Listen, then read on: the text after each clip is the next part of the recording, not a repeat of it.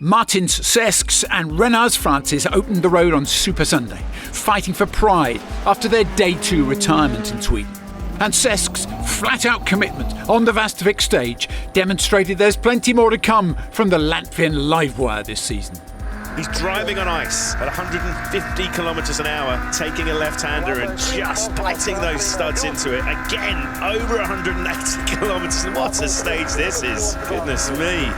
You have full speed and then you have a long corner, maybe 100 meters, 120, and you have to break into a junction. So it makes your life not that easy. But on the limit driving from Sesks and his teammate Josh McAlean on the second pass was a reminder of the narrow margin for error between the perilous snowbanks. Yeah, you could see that the braking line was covered in snow and difficult to get it to stop in time.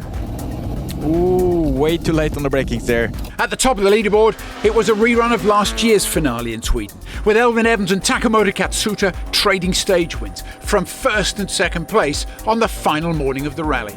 The Welshman and co-driver Scott Martin had a 13.3 second lead overnight and added another 1.4 seconds on the opening test, before Katsuta and co-driver Aaron Johnston countered on stage 17. Takamoto Katsuta completes. It is the fastest time on the board. It's just a tenth of a second up on Sami Pyöri. Hopes of a maiden WRC win for Katsuta and Johnston were slim, thanks to Evans' double-digit cushion ahead of the Wolf Power stage, but Toyota's crews had dominated the timesheets all weekend. Sami Pyöri and Marco Salminen's P3 had been untouchable since the third stage, and despite the threat of a final push from Oliver Solberg and Elliot Edmondson, Pyöri's morning routine was propelling the Finn to his first podium finish of 2026. About to secure another podium. What's the mindset for the next one? I hope so. But anyway, we have 1 hour regroup, so maybe a little nap and some espresso and then flat out.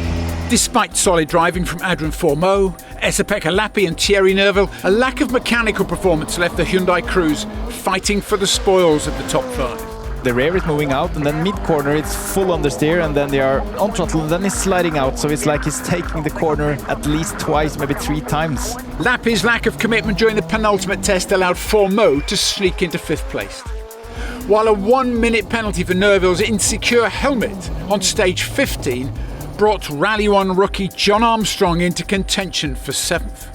The Irishman and co-driver Shane Byrne were chasing the first points of their debut season and had led M Sport Ford's charge for almost the entire rally. Great weekend. John, at least 8th place then. A very positive weekend for them. But road conditions on the Wolf Power stage were at their best for Neuville, and went quickest by 3/10 to consolidate his P7 and lay down the gauntlet for the rally leaders, as Evans and Martin chased a Super Sunday clean sweep. 5:56 exactly is the benchmark. Tidy. It's going to be so close. There's going to be nothing in it at all. Oh, no! 10th of a second! It is the power stage win then for Thierry Neuville, but Elfyn Evans and Scotty Martin take their 3rd victory in Sweden. It's the 12th victory of their career.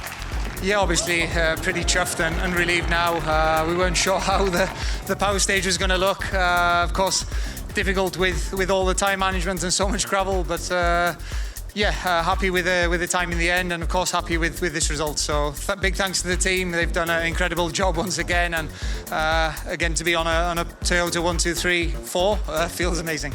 Evans wins Rally Sweden by 14.3 seconds, ahead of Katsuta, and Pyöri secures the 2nd podium finish of his WRC career. Solberg makes it a 1, 2, 3, 4 for Toyota, while Formeau completes the top 5 for Hyundai.